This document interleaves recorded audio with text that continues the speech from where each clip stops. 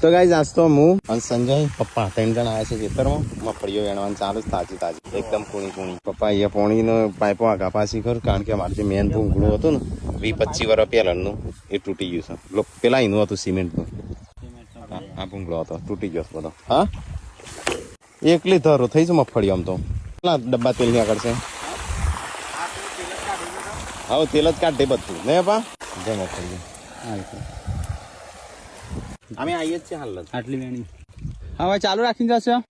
તો ગાઈસ બે બાજુ લીલું દેખાય એટલું કીધું છે આટલું પાક બાકી છે તો ગાઈસ ખેતરની તાજી મગફળી ખાવી આવી જાય પણ કહેતા નહીં પણ કીધું ના કઢાવશું ત્યારે તો આવજો પણ અત્યારે એડવાન્સમાં કીધું પેલા ઢગલા જ કરતું લઈ